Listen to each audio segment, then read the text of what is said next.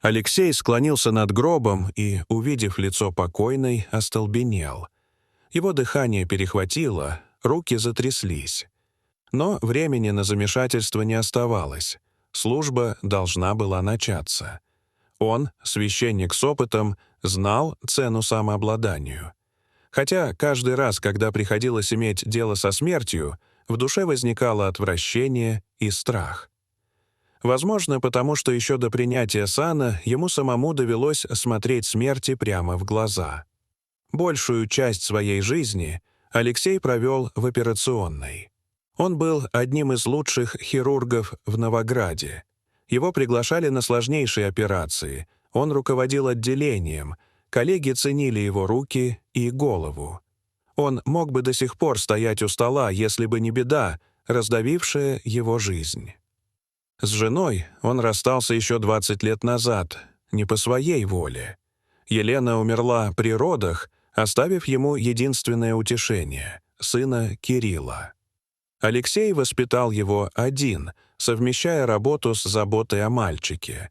Кирилл рос смышленым, смелым и добрым, окончил школу с золотой медалью, поступил в медицинский институт, решив пойти по стопам отца. На последнем курсе он уже ассистировал на операциях, строил планы, а Алексей видел в нем продолжение всего, ради чего жил. Но в одну ночь все рухнуло. Кирилл возвращался с вечеринки, и его жизнь оборвалась мгновенно. Мотоцикл врезался в дерево.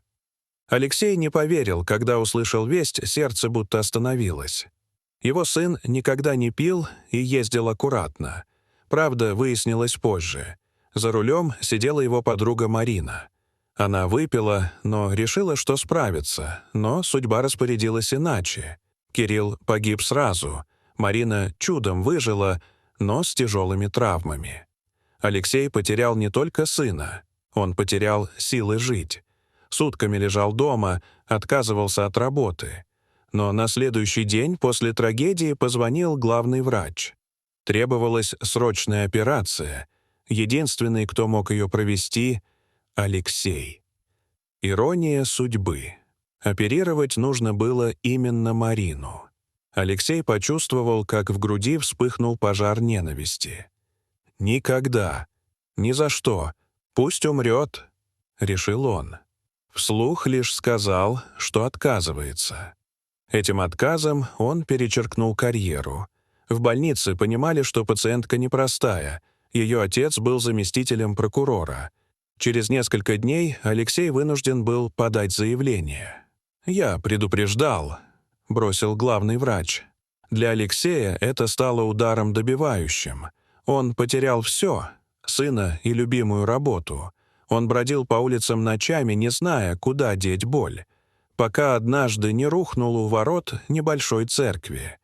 Утром его нашел настоятель, отец Павел. Тот поднял его, накормил, выслушал. «Ты спасал людей телом, но сам себя спасти не смог. Душа твоя болит, ее надо лечить», — сказал священник. Алексей остался при храме. Исповедовался, рассказал все Богу. И впервые за долгое время ощутил, что может дышать. Он учился в духовной школе, а через несколько лет стал священником. Теперь его звали отец Алексей. Он нашел смысл в служении, хотя боль от потери сына так и не исчезла. И вот в один день судьба решила снова испытать его. На отпевании женщины в черном едва сдерживали слезы. Алексей поднял глаза на покойную и оцепенел. Лицо Марины, пусть постаревшее, но безошибочно узнаваемое. Та самая девушка, что погубила его сына. Его сердце сжалось. Первой мыслью было бежать. «Не буду ее отпевать. Даже мертвая она мне чужда», — мелькнула. Он уже рванул к дверям, но там столкнулся с отцом Павлом. Тот выслушал его сбивчивый рассказ и строго сказал: «Ты сам учил людей прощению. Что за пример подаешь? Не беги от прошлого, вернись и сделай, что обязан». Алексей вернулся и провел обряд.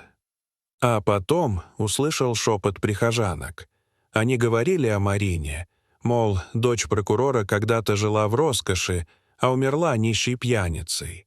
Родных не осталось, похоронить некому.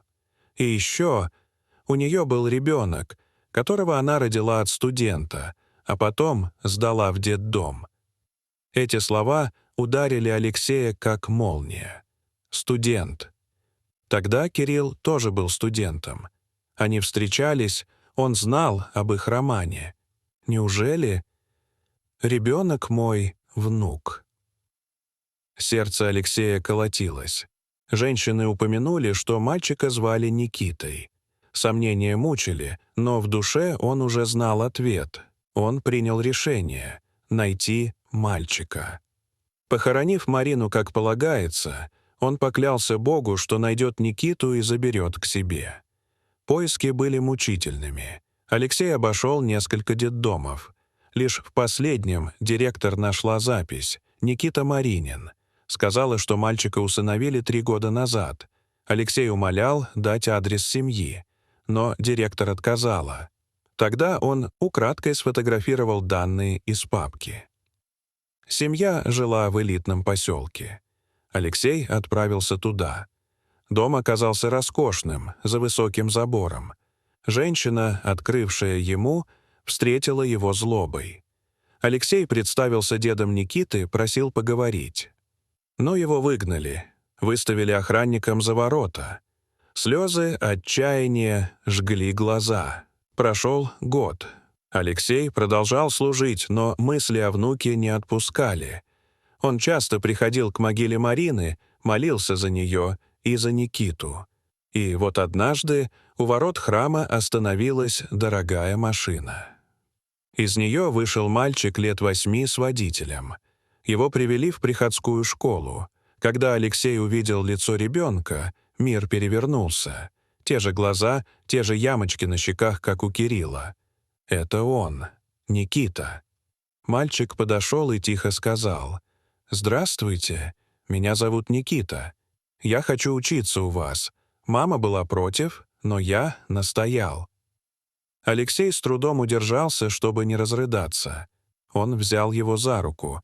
«Конечно», — ответил он. Так началась их тайная связь. Никита учился у него 12 лет.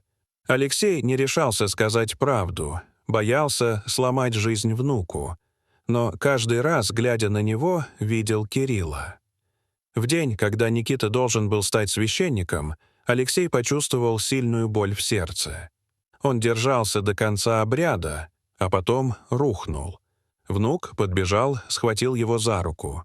Алексей понял, что времени нет, и прохрипел: «Никита, я твой дед. Твой отец — мой сын Кирилл. Все расскажет отец Павел». И потерял сознание. Алексей выжил. Он перенес инсульт, долго восстанавливался. В палате его окружали коллеги по церкви. Но главным было одно. Рядом сидел Никита, держал его за руку и тихо шептал: «Поправляйся, дед. Я все знаю. Я тебя очень ждал». Алексей заплакал, сжал руку внука, чувствуя, что, наконец, дождался настоящего счастья. Дорогие зрители, могли бы вы когда-нибудь предположить, что сильный зуд в носу может быть вызван растущим зубом в совершенно неправильном месте? Поделитесь своим мнением в комментариях. А если вам понравилась эта история, ставьте лайк и подписывайтесь на наш канал. До свидания.